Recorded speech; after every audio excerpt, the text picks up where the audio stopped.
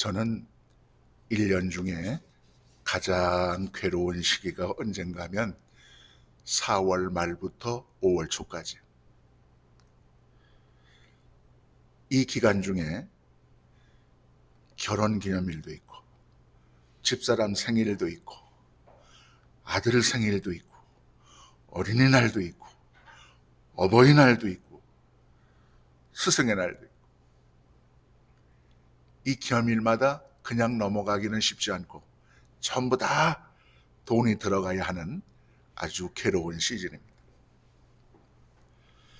이 4월 말 5월 초가 괴로운 달이지만 동시에 가장 행복한 달입니다. 아내가 있고 아들이 있고 존경과 사랑을 바칠 수 있는 부모님이 계시다는 사실 자체가 행복했습니다. 지금은 모두 돌아가시고 이제 90세 넘으신 장모님 한 분만 생존해 계십니다. 5월은 우리 교회에서 가정의 달로 지키고 있습니다. 다시 한번 우리 교회 모든 어린이들에게 축복 있기를 바랍니다. 우리 교회 모든 어머니, 아버지들에게 축복이 있기를 바랍니다. 우리 교회 모든 선생님, 또 우리 교회 모든 성도들에게 행복한 가정의 축복이 넘치기를 바랍니다. 오늘은 가정의 달을 보내면서 잠언서의 말씀을 중심해서 행복한 가정, 이런 제목으로 다시 한번 은혜를 나누겠습니다.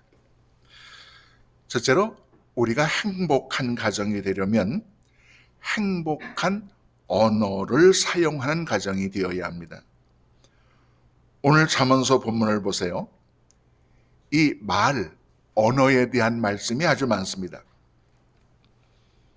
사람이 언어에 성공하지 못하면 모든 생활에 승리할 수 없습니다.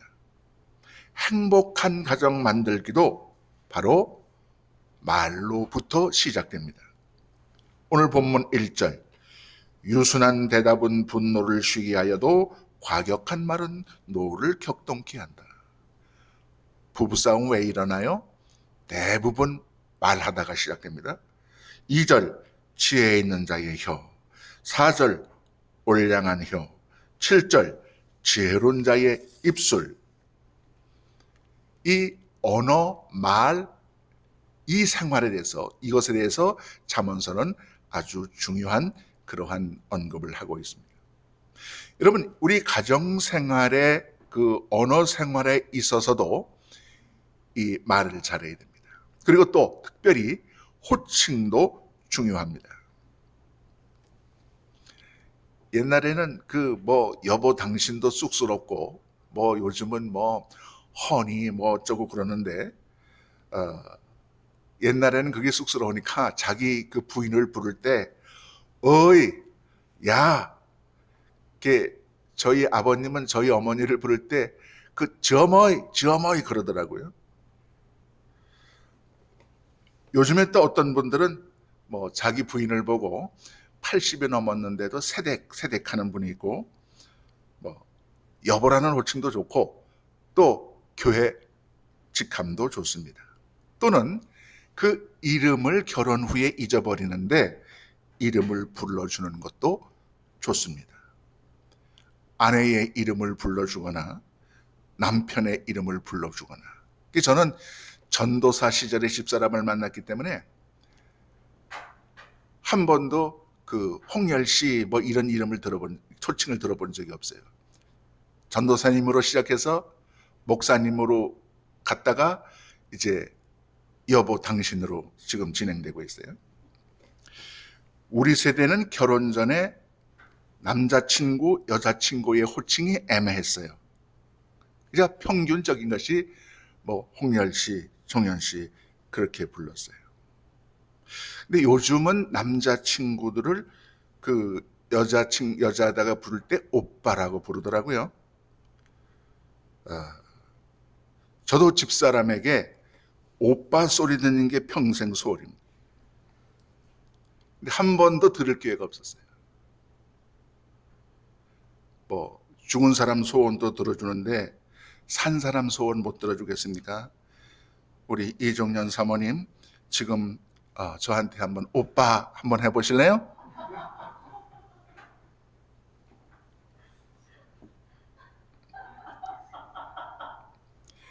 TV를 보다 보니까 그 장윤정이라는 가수와 도경환이라는 아나운서가 있어요. 연애할 때 지금도 서로 그렇게 부른답니다. 남편은 아내를 보고 탈쓰기 그런데요. 그게 뭔가 했더니 달콤한 스타작이라는 거고, 또 아내는 남편 아나운서를 보고 뭐라고 부르는가 하면은 그 꼬기 그런데요. 그게 이제 꼬마 그 스타라는 그런 말이래요. 아니 꼬마 뭐 꼬기 하여튼 그 저기 부릅니다. 재미있는 호칭, 행복이 보이는 호칭이 아닌가 생각합니다. 호칭을 잘 사용하는 것이 바로 가정의 행복의 중요한 요소입니다.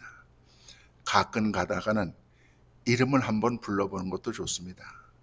우리 윤백기 집사님도 맨날 전도사님 하지 말고 다정스럽게 정열씨, 또 우리 전도사님도 너무 닭살 돋게 하지 마시고 백희씨 하고 한번 이렇게 이름 부르는 것도 좋아요. 나아가서 스트레스 받는 말은 가급적 삼가야 행복한 가정이 될 수 있어요. 여러분 오늘 여기 말들이 심령을 상하게도 하고 심령을 기쁘게도 한다고 그랬잖아요. 심령을 상하게 하는 말이 뭡니까? 스트레스 받는 말, 열받는 말이죠. 특별히 아내의 여성답지 못함을 책망하는 말들이 있어요. 당신은 여자가 왜 그래? 여자가 왜 그렇게 칠칠 맞아?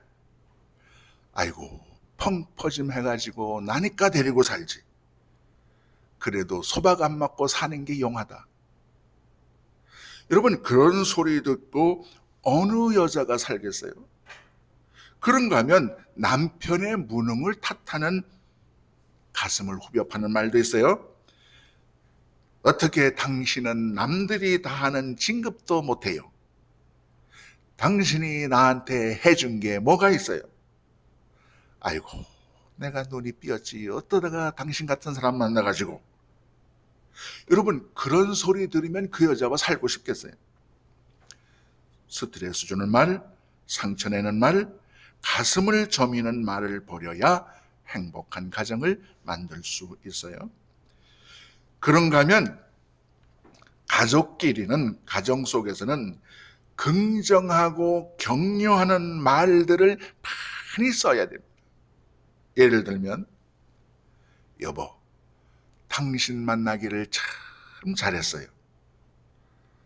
여보 당신 수고가 많지요. 고맙습니다. 당신이 있어 정말 든든해요. 내가 당신 만난 것이 정말 내 인생에 있어서 신의 한 수야. 태희야, 예림아, 엄마는 너 때문에 행복하단다. 오늘 성서 본문 15장 17절로 18절을 말씀합니다. 채소를 먹으며 서로 사랑하는 것이 살찐 소를 먹으며 서로 미워하는 것보다 나으니라. 분을 내는 자는 다툼을 일으켜도 노하기를 더디하는 자는 시비를 그치게 하느니라. 행복한 가정의 행복은 물질적인 데서만 오는 것은 아닙니다. 물질이 풍부하면 좋지만 그것이 다는 아닙니다. 서로를 염려하고 위로하고 격려하는 사랑에서 나옵니다. 서로를 인정하고 용기를 북돋우는 말에서 나옵니다. 자녀를 때리고 욕하면 순간적인 복종은 가져올 수 있습니다. 그러나 긍정하고 격려하는 말은 영원한 순종을 가져옵니다. 행복한 눈으로 행복한 가정을 만들어가는 저와 여러분 되시기를 축복합니다. 둘째로 행복한 가정이 되려면 가정의 가치관이 바르게 정립되어야 합니다. 여기 가치관이라고 하는 것은 한마디로 왜 우리 가정이 존재하는지에 대한 정체성을 확립하는 것을 말합니다. 가정의 가치관을 물질적인 곳에 두는 가정도 많습니다. 오직 돈, 오직 물질. 그래서 돈을 위해서는 가정의 행복도 자녀도 포기하는 분들이 있습니다. 나름대로 사정이 있겠습니다마는 하나를 얻으면 하나를 잃는다는 사실을 기억해야 합니다. 국민학교 어린이들을 조사했어요. 학원을 8군데씩 다니는 아이가 있어요. 엄마 아빠가 일 나가고 집으로 돌아올 때까지 학원 뺑뺑이를 시킵니다. 영어, 태권도, 피아노, 주산, 속셈, 컴퓨터, 수영. 그러니까 엄마 아빠가 돈 벌러 나간 사이에 아이는 학원돌이를 만드는 거죠. 여러분, 그렇다면 우리 가정이 이 올바른 가치관을 가져야 되는데 바람직한 가치관은 무엇일까요? 우리 가정이 가져야 할 가치관. 오늘 잠언서 15장 16절을 그 해답으로 제시합니다. 가산이 적어도 여호와를 경외하는 것이 크게 부하고 번뇌하는 것보다 나으니라. 여러분이 가산이 적다는 말씀이 무엇입니까? 과도할 정도로 물질적인데 욕심을 두지 않는다는 가치관입니다. 여러분, 돈으로 멋진 침대는 살 수 있지만은 포근한 잠은 살 수 없다고 합니다. 돈으로 멋진 아파트는 살 수 있지만 가정의 행복은 살 수 없습니다. 돈으로 멋진 결혼식은 치를 수 있지만은 부부의 사랑을 살 수는 없습니다. 가정은 궁극적으로 물질 가치로 운영되는 공간이 아니라 신뢰와 사랑의 가치로 운영되는 공간임을 기억해야 하겠습니다. 살찐 소를 먹고 미워하는 것보다 채소를 먹고 화목함에 중점을 두는 그런 가정의 가치관 필요합니다. 저는 저희 형수님과 저희 어머님이 한 40, 50년 결혼해서 이렇게 같이 생활을 하셨지만은 형수님하고 어머님하고 큰 소리 내는 것을 한 번도 보지 못했어요. 어머님의 그 가정 철학, 생활 철학이 그거예요. 돈이야 있다가도 없고 없다가도 있는 것. 그러나 가정의 화목은 돈 주고 살 수 없다. 미워하지 말고 살자. 그래서 형제들이 많은 재산은 모으지 못했지만 화목하게 지냈습니다. 나이가 들어갈수록 가정의 화목이 중요하다는 것을 알게 됩니다. 그런가 하면 비록 가난할지라도 여호와 하나님을 섬기는 데서 행복을 찾는 그런 가정의 가치관이 필요합니다. 지금은 모르겠습니다만은 저희들이 한 60여 년 전, 50년 전 때는 참 우리나라 가난했어요. 세계 한 100여 개 국가 중에 아마 한 97, 8등 정도 되는, 어떤 때는 북한보다도 더 가난했으니까요. 그땐 먹을 것이 없으니까 이 4월 달 되면 송화가루, 산에 가서 어머님이 앞치마를 벌려서 그 소나무 꽃에서 툭툭 털면 노란 가루가 나와요. 하루 종일 그 가루를 채취해서 물로 반죽을 하면 요 주먹만한 그런 덩어리가 돼요. 이 송화가루를 사카린 물에 비벼 먹었어요. 먹을 게 없으니까. 근데 그것이 변비의 원인이 됩니다. 또 두부를 만들고 나면 콩비지가 있어요. 요즘은 그 콩비지 돼지고기 넣고서 두부 넣고 그냥 맛있게 지글자글 목을 찍으면 그 콩비지찌개가 얼마나 맛있는 요리인지 몰라요? 근데 그 당시에는 콩비지가 제일 싼 거예요. 한 100원만 주면 그냥 큰 사발로 하나씩 사오다가 그 콩비지 쉰 것을 먹고 설사를 합니다. 국민학교 다닐 때 도시락에 쌀밥을 싸간 기억이 없어요. 보리밥 아니면 고구마 2개가 점심이에요. 자, 그렇게 가난한 시절을 살았는데도 그 가난을 원망하지 않았어요. 부모님을 탓한 적이 없고 비뚤게 자라지 않았어요. 왜냐하면 가난할지라도 여호와 하나님 섬기는 데서 행복한 가치관을 찾는 그런 가정의 가치관을 저희 어머님께서 우리에게 가르쳐 주셨기 때문입니다. 아무리 힘들고 가난해도 교회 가는 것은 금하지 않았고 하나님 앞에서 예배하기를 쉰 적이 없습니다. 바로 하나님을 섬기는 가정이었기 때문에 조금 가난해서 불편하기는 했지만 하나님 섬기는데 가정의 가치관을 두셨던 어머니의 생각이 지금 와서 보면 참으로 옳았다는 생각입니다. 무엇보다 여호와 하나님을 잘 섬기는 일, 그 일에 가정의 가치관을 설정해야 하겠습니다. 물질로 얻을 수 없는 참다운 가정의 행복을 얻게 될 것입니다. 셋째로, 행복한 가정이 되려면 진정한 부모 공경이 있어야 됩니다. 자, 오늘 여기 잠언서 본문 20절 보세요. 지혜로운 아들은 아비를 즐겁게 한다. 아비를 즐겁게 한다는 말이 곧 부모 공경, 효도와 연결됩니다. 요즘 겉으로라도 부모 공경을 하지 않는 이는 거의 없습니다. 겉보기에는 다 부모 공경입니다. 그러나 그것이 진정에서 우러난 것이냐 하는 점에서는 선뜻 그렇다고 할 수 없습니다. 때로는 의무감에서 효도하고 있지 않습니까?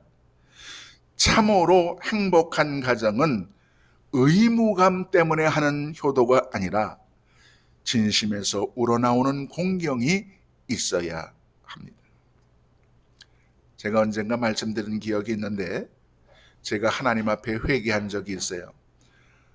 어머님 살아생전에 백내장 수술을 해드렸어요. 자식들 돈 쓰는 거 싫다고 수술 안 하시겠다고 우깁니다. 연세가 78세인데 내가 살면 얼마나 더 살겠느냐 하시면서 앞이 잘 안 보이시는데도, 백내장 때문에 안 보이시는데도 수술을 거부하십니다. 그런데 93년 3세까지 사셨으니까 15년을 더 사셨어요. 아마 수술 안 했으면 15년을 장님으로 사셨을 거예요. 그래서 동생들하고 연락해서 어머니 수술비 100만 원을 마련해 가지고 충주로 갔어요. 어머니가 거절하십니다. 나야 이제 다 산 몸인데 쓸데없이 너희들 돈 쓸 필요 없다. 그래서 제가 어머니 수술 받게 할 요량으로 그런 말을 했어요. 아, 어머니 좋으라고 수술 받으라는 게 아닙니다. 어머니가 눈이 안 보여가지고 화장실도 제대로 못 가고 가다가 넘어지면 어느 자식이 그 어머님을 수발하겠습니까? 그러니 수술 받으십시오.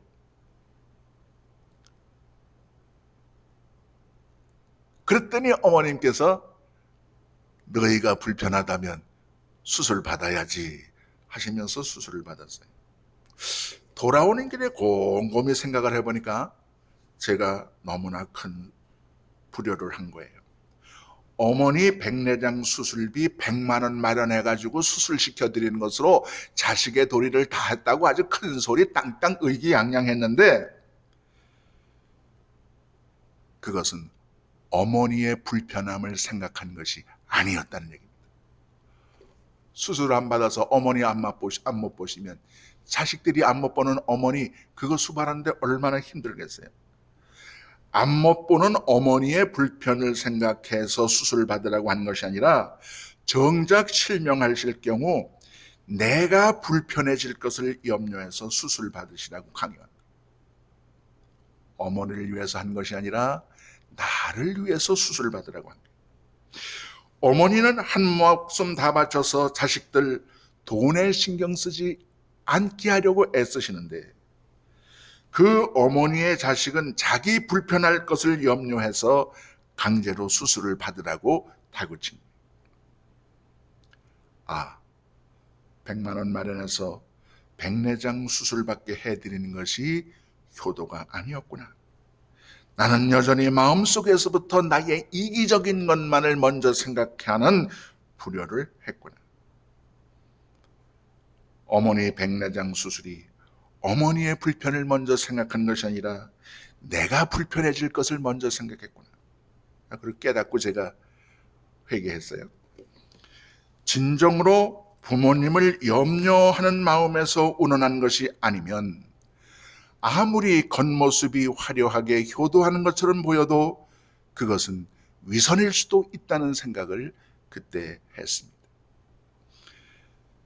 가정의 달, 비록 가정의 달이 아니라도 부모 공경해야 합니다. 의무감에서 하는 공경이 아니라 진심 어린 공경이 필요합니다. 공자는 이런 효도를 얘기했습니다. 복량하면은 즐거움으로 하라. 병이 드실 때에는 근심을 다하거라. 돌아가실 때에는 슬픔을 다하여라. 이 증자라는 사람은 소학에서 이런 말을 했어요. 부모의 마음을 즐겁게 해드려라. 그 뜻을 어기지 말아라. 그 거처를 편안하게 해드려라. 좋아하시는 음식으로 정성껏 해드려라. 부모님을 모실 때는 물이 가득 찬 그릇을 찰랑찰랑 받들듯 그렇게 해라. 또 순자라는 사람은 아주 재미있는 표현을 했어요. 진정한 효도는 부모님의 말씀에 불순종하는 거다. 부모님의 말씀을 거역하는 것이 진정한 효도인데, 이 불순종이 부모 말씀을 거역하는 것이 효도가 되는 경우가 세 가지가 있다. 이 경우 외에는 다 순종해야 된다. 첫째, 부모 말씀대로 해서 부모님이 위태롭게 되면 불순종하는 것이 효도다. 부모 말씀대로 해서 부모님이 욕을 먹게 되면 불순종이 효도다. 부모 말씀대로 해서 인륜에 어긋나는 일이라면 불순종이 효도다. H. 벤 다이크라는 사람이 한 말씀을 가지고 말씀을 맺으려고 합니다. 돌담이 감옥을 만들지 않습니다. 쇠창살이 감방을 만드는 것도 아닙니다. 행복한 가정을 상실한 곳, 비록 온 세상만한 크기일지라도 그것이 바로 감옥입니다. 대리석 바닥과 금으로 도배한 벽이 가정을 만들 수는 없습니다. 사랑이 머무르고 서로를 위한 희생이 찾아드는 곳, 그곳만이 가정입니다. 그곳만이 진정 행복한 가정입니다. 우리 교우들 가정마다 사랑이 피어나고 행복이 샘솟는 아름다운 가정 만들어 가시기를 주님의 이름으로 축복합니다. 기도하겠습니다.